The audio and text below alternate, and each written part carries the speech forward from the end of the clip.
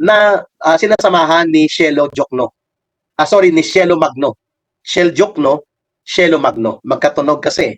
Parehong dilawan, ang isa nagkukunwaring social activist itong si Cielo Magno, pero nabuking na siya, no? Sumama na siya sa panawagan na patalsikin daw ang Sara Duterte, patalsikin din ang mga kurakot sa gobyerno, pati na daw ang impeachment ni Sara, at oust Marcos na rin daw. Pero mukhang binura nila ang oust Marcos, oust corrupt officials and oust Sara Duterte na siya. And then, itigil daw ang corruption sa budget para lang magpakita na parang social activist po siya. Hindi. Siya po ay extension ng dilawan politics ng mga bulok na politiko na may liberal ideology na kahalinturan ng mga Democrats sa Amerika nila Joe Biden at ng mga grupo nila Obama. At sila po ay attached din po sa liberal ideology group ng mga taga-Europeans groups na nakikialam sa Pilipinas, yung mga taga-EU, European Union. At itong grupong ito ni Cielo Magno, at si Cielo Magno mismo, ay lumalangoy din po sa mga hilaw na komunistang grupo ng grupo po ni Hontiveros at pati po sa mga urban operatives ng Communist Party sa UP. So hindi kataka po ang ganitong kanyang advokasya is a cover up kung ano talagang political color niya. E anong political color ng ating advokasya? Good governance tayo. At tayo po ay para sa totoong interes ng mamamayang Pilipino at nagkataon lang po na ang may ganong pagpapakita ng good governance capability, strong governance leadership, decisive leadership, at lumalaban ng totoo sa komunistang terorista sa mga droga at sindikato at kurakot at hindi bulok na politika ang bitbit at may pakinabang ang mamamayang Pilipino sa kanilang pagkalinga, walang iba kundi nakita ko, Duterte brand of leadership. It may not be perfect, but it is approximating. Inilapit po niya sa social justice at good governance ang ating bayan. Sayang at hindi po siya pwedeng lumagpas sa 6-year term limit ng konstitusyon at hindi po siya sakim. No? Kaya po, ako naniniwala ako na yan dapat ang susundan na bakas at yapak ng pagiging tamang pamumuno ni Sara Duterte sakaling siya po ay mailuklok bilang Pangulo ng Bansa. Either earlier than 2028 or on 2028. Or in 2028, I mean. Emily Cook, hello po ka Eric, good evening. Opo, masaya pong talakayan natin at ina-analyze po natin itong kaganapan po na kaliwat kanan ang mga forum at mga pagkilos sa lansangan ng CPP, NPA, NDF at wala na pong pakialam ang gobyerno. China na pong inuuna nila. Mantakin mo, ang sabi ni Gibo Chodoro, espiya itong nahuli natin sapagkat may article dyan sa National Chinese Security Law nila na ang lahat ng mga mamamayang Chino ay obligado pong tumulong at magbigay ng impormasyon sa kanilang gobyerno tungkol po sa mga activities na pwedeng ikapahamak ng interes ng bansang China. Aba, ganyan din po ang patakaran sa Israel. Ang lahat ng mamamayan ng Israel ay obligado po na magkaroon ng ganong paninindigan that they should report and support and provide information necessary para po sa interes ng Israel na maproteksyonan siya. So lahat ng mamamayan ng Israel, espiya din na Secretary Gibo Chodoro? Ganon din po bang trato natin? Similarly with North Korea and Cuba, may ganon din po silang pananaw. At sa tingin ko, ang bawat bansa ay may karapatang magtanggol ng kanyang sarili. Kaya nahuli nga yan ng Israel. Si Adolf Eichmann, 1963, 18 years after na hindi siya nahabol at nahuli at nasintensyahan sa Nuremberg trial sa mga war criminals during World War II, doon siya nakuha sa Argentina. Dinukot po yan si Adolf Eichmann ng Mossad upon the information ng mga mamamayang Israel o mga Jews na naninirahan sa Argentina. So kung hindi sila tumutulong sa kanilang bansa, hindi makukuha po ang notorious na berdugo na tagapirma ng Holocaust Final Solution na pumatay ng mahigit 5 milyong Hudyo sa World War II, itong si Adolf Eichmann. May pelikula po yan sa Netflix, ang title niya ay Operation Finale. No? Nakakainip na po mag-take over na si BP Sarason, sabi ni Leticia. Opo, ang galing mo po sir, napakalinaw po ng inyong mga pananalita. God bless you, sabi ni Rico Boy Almazar. Opo, so hindi po automatic, Secretary Gibo Chodoro, na kung may provision sa National Intelligence and Security Policy ng China sa kanilang bagong batas noong 2017 na nagsasabi na ang lahat ng mga mamamayang Chino saan man silang bahagi ng mundo ay dapat magbigay ng impormasyon na ikakapagtanggol ng kanilang interes ng kanilang bansa at laban sa lahat ng mga pagbabanta sa interes ng kanilang bansa. Ano pong mali dyan? Pwede rin gawin yan ng Pilipinas. At ginagawa yan ng Israel. Ginagawa din po yan ng Cuba, ng North Korea. I don't know sa iba pang mga bansa. Pero ang mga bansang ito, Vietnam, I think, ganun din yan. So lahat po sila ay subject for, pag pumasok ang mga bansa, ang mga mamamayan ng mga bansang ito, ay tataratuhin natin sila mga espiya. Nagkabaluktot po ng logic na yan na Secretary Gibo Chodoro. Yan ay tinatawag na lousy and lopsided to the lousiness na uri ng investigasyon. Dapat nag-establish tayo ng correlation of events, historical account ng taong ito at mga historical account ng activities niya para makita natin kung siya ay involved sa espionage. Alam ko po kung paano gumawa ng espionage, mga kababayan. Nanggaling po ako sa National Intelligence Unit ng National Operations Command ng NPA. Mahigit 10 taon ko po ginawa ang pang-iispiya. Alam ko po paano gawin ito. At hindi po ako nahuli. Nag-surrender po ako, hindi naman ako na-captured o na-surrender. Na-reproject po ako ng Armed Forces Intelligence Group. Hindi ko sasabihin kung anong unit. Alam ko po ang laro at mga playbook ng intelligence operations.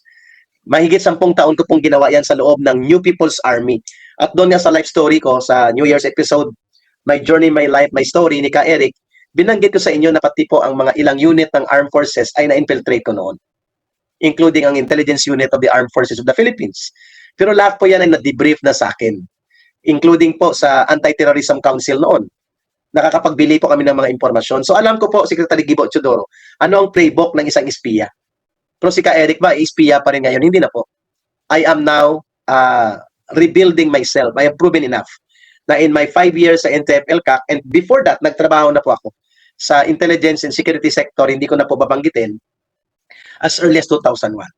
Even my infiltration work sa loob ng Iloilo City Hall ay ginawa ko rin po yan. Pero hindi na po yan ordinaryong mga gawain, hindi ko na madidetalye. What I'm saying is that I know and I can see details or variable indicators ng isang espiya. Even si Alice Go, na makita ko po ito sa hearing, hindi po ako naniniwala na espiya siya. Siya po ay dugtungan, front operator para sa mga underworld operations ng sugal. Posible pa sa human trafficking sa pagpapasok ng mga operators ng sugal at mga tao nila. Pero yung direktang pag-uugnay sa kanya doon sa military intelligence and espionage work, mukhang hindi yon kapanipaniwala. Kasi kung espiya nila yan, in-extract na nila yan sa Indonesia ng Chinese military intelligence upang hindi na mahawakan ng gobyerno. Di ba? Ganon din po yung sa Thailand na nagpakilala, nakilala niya si Alice Go sapagkat yun ay operator din ng sugal, mga pogo at mga sindikato sa China na hindi sila maka-operate sa China dahil may bitay po doon. Ang mga ganyang gawain po, binibitay, pinapatay sa China. Kaya sila nagpapalabas ng mga underworld operators nila like itong si Alice Go, posible dyan nakakonect, at yung sa Thailand na nakulong din. But not as espiya sa military and security factors. Kaya ko po binabanggit ito sapagkat nawawala pong focus ng gobyerno sa totoong kalaban na nasa bakura natin at nasa loob pa ng gobyerno. Nobody in the government of Marcos Jr. right now is taking head-on para ibulgar, sawatain, banggain ang infiltration of the bureaucracy, ang pangangalapkap na mga galamay ng CPP, NPA, NDF gamit ang party list nila at ang kanilang mga operations sa loob ng bureaucracy ng government.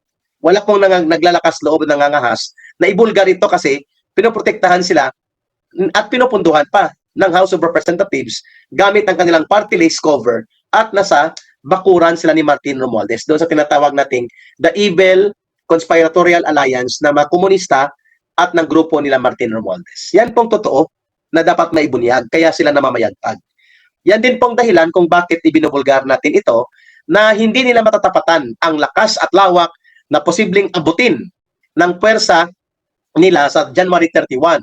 But the fact na kumikilos at gumagalaw sila ay nagkakaroon po ng semblance as if there is truth doon sa sinasabi nilang may 41% ng mamamayang Pilipino ang gustong matanggal sa pagka-pangalawang Pangulo, si Vice President Sara Duterte, using the impeachment process. Hindi sinabi ng report na mahigit kalahati ng mamamayang Pilipino ay hindi sumasang-ayon.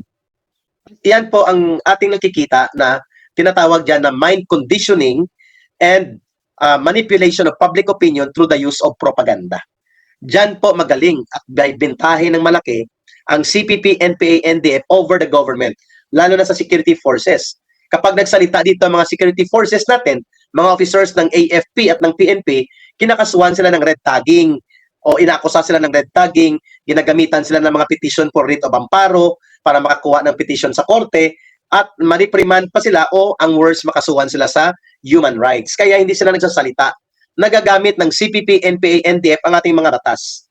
Naiikutan nila ang batas, nabubutas nila ang batas, nababaliktad po nila ang batas. Yan pong tinatawag na revolutionary dual tactics. Ayun. Posible po ba ka Eric na nadugtungan na rin po si Cielo Magno ng CPP, NPA, NDF Urban Operatives? Why not? May possibility po. Pero mas malapit ito kasi siya sa mga dilawan. Ayun talagang sirkulo ng mundo niya. Pero malapit din po siya sa mga hilaw na komunista, yung mga rejectionist group sa loob ng UP. Kaya hindi po katakataka na ang tunog niya ay parang tunog ni Hontiveros na rin. O minsan, tunog din po ng mga hilaw na komunistang tumutuligsa sa gobyerno, basta iwas muna dira kay Marcos for a while. Okay lang sa gobyerno. Joe Med from Brazil, ka Eric, no? Shasha, God bless po ka Eric. Gandang gabi po ka Eric, no? Maraming nanonood na rin sa atin at marami na rin po nakakatunghay ng talakayan natin. I promise and I commit po na isiserye natin ito. Ang nagtanong kanina, sabi niya, ka Eric, pwede mo bang i-discuss ang white area operations at yung mga sinasabi mong AOM, arouse, organize, mobilize, at paano ginagawa yung mga alliances at bureaucracy infiltration. Tinuturo ko po yan ng mga kurso sa tinatawag na Knowing the Enemy and Understanding the Framework, Analysis on CPP, NPA, NDF. 3 araw po yan hanggang 1 linggo ng mga kurso, depende po sa audience, depende sa oras. Yes, yan po ang namimiss ni Ka Eric at hindi na po yan ginagamit ngayon nila. Iwan ko anong pinag-aaralan nila, mga land warfare, mga paano mag-deploy ng missile, na papasukin mo ang Estados Unidos, at ang kanilang mga missile system ang gagamitin natin which is illegal. Nakita nyo na pong nangyari sa Ukraine. More than 70% ng mga syudad at mga munisipyo ng Ukraine ay durog. At lubog na lubog sa utang ang bansang ito at hindi po sila makakaahon dito, aabutin pa ng 20 years, hindi pa ma-rebuild ang Ukraine.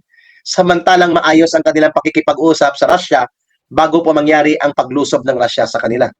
Yan din pang gusto natin, na dahil mayroon tayo mga base militar at nakalagak dito in the guise of EDCA, Enhanced Defense Cooperation Agreement, which is a questionable na uri ng agreement dahil hindi naman yan treaty obligation, walang ratification counterpart yan sa Senate ng Amerika, subalit kinikilala natin na si treaty natin yan, including ang Visiting Forces Agreement, at ngayon pumayag tayo na may mga Tomahawk missile cruise launcher na tinatawag na missile launcher Typhoon.